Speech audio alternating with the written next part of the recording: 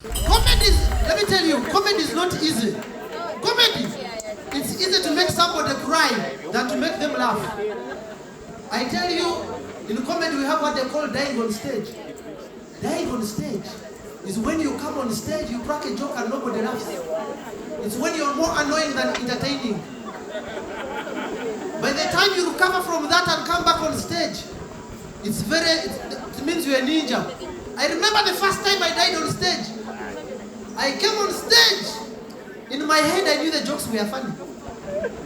And there were jokes about rats. I came on stage shouting, "Happiness is killing me." I told them a story about rats. That if you want to kill a rat, get posho, mix it with cement, make sure that there's water nearby. The rat will come and eat the posho, which is mixed with cement. Get thirsty, drink water, and form a brick in the stomach. At least you have laughed, the other ones didn't laugh. They looked at me. I said, okay, add some piriton in the water so that the rat will sleep. The way you are, that's how they were. In my head, I was asking myself, are these people related to rats? Am I abusing their next of kin? I'm telling you. I said, you know what? Let me go. I left stage. I could hear a pin drop. I went backstage. I found my fellow comedians waiting for me. The director of the show told me, "Pablo, it is comedy, not tragedy. You're killing the show." They went ahead. I sat in the corner. I asked myself many questions. Why did I come to Kampala? Is this how Kampala is? Tomorrow I'm going back to Muhangi. While I was still in my corner, the director of the show came and said, "Pablo, we still have 15 minutes. Do you want to go back?" You want me to die twice like Chaco? I'm telling you, he said, "Pablo, if you don't go back now, you will never recover." I said, "You're sure?" I went back on stage. I came back. Lo. The way you are, that's how they were looking at me. They were like, "What does this man want?" I came back. I cracked the first joke. It was about NSSF. I said NSSF is an acronym for Naria Sente Sagara Fitina. I had like 2 laughs. I said, okay. Then I talked about Andrew Mwenda. I said, imagine if Andrew Mwenda was a pastor. Because he speaks faster than he thinks. The sermon would be the fastest sermon ever. As soon as they laughed like that, I left stage. I'll never forget the first time we performed the first comedy show at TLC.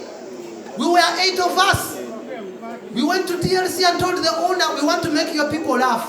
He said, what is this you want to do? He said, "Can you sample me?" He called his wife and his child, who was like 6 years old, which I think was child abuse. I'm telling you, we performed 15 skits for 3 people.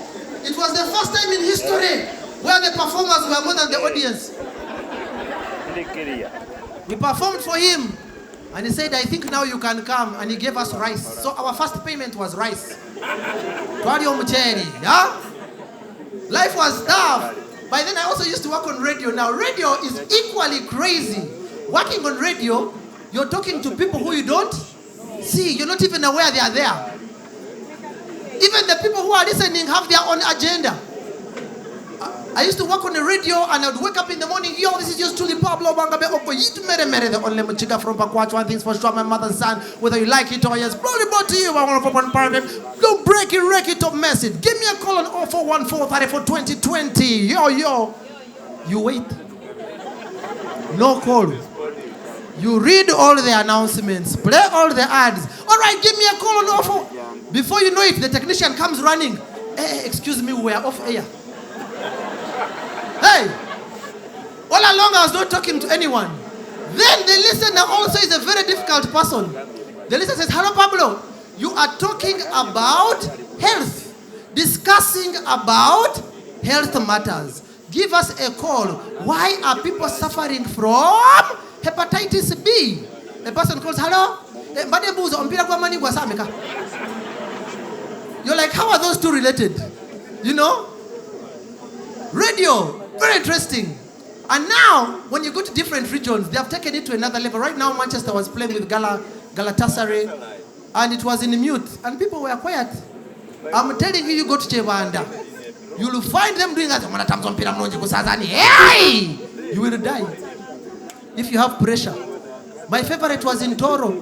I was in Toro, and I was listening to the commentary. You'll be very lucky to know they have scored.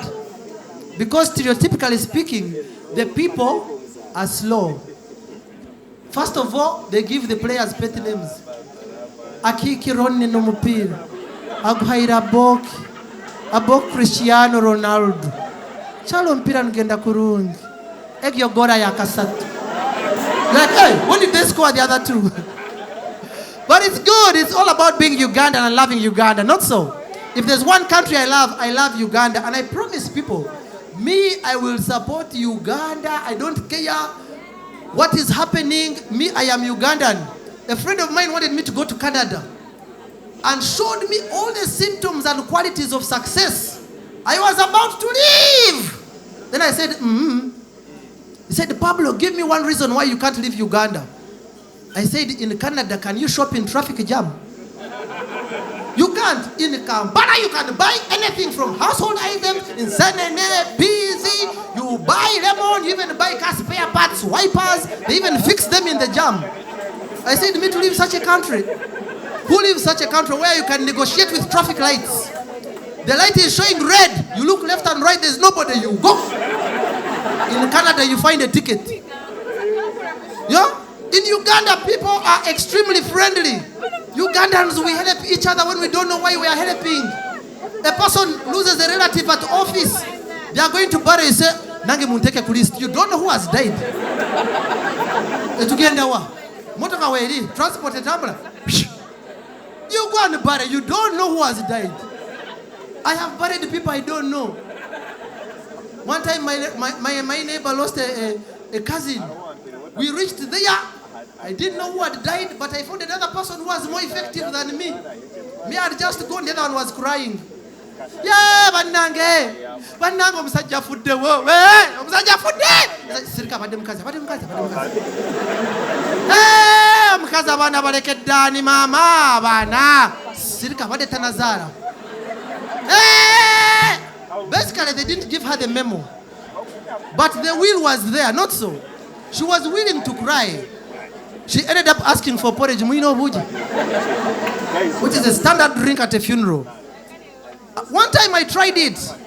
I was at the National Theatre, and there was this guy. Everything about him showed he was a pensioner. You know, he was holding a no problem bag. You know, no problem bag, which has one zip, one side and back. And as he was walking in his oversized coat, I saw him, and I was also suffering from what to do. I said, excuse me, sir, where is the museum? He said, the museum, museum. Come and we ask. Now it became our problem. We went to the border guys. Said, Basebo, museum Eriwa, where is the museum? The border guy said, didn't they close that one? He said, you sit on the border, we look for the museum. The pensioner and I sat on the border. I said, let me see how this ends. The guy took us to CPS.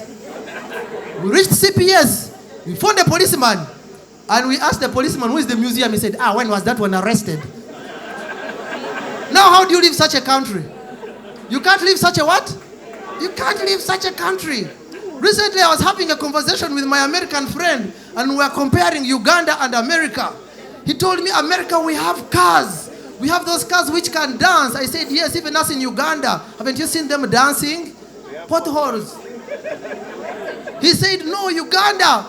I said, in America, musicians have concerts, big concerts. I said, you haven't been to Uganda.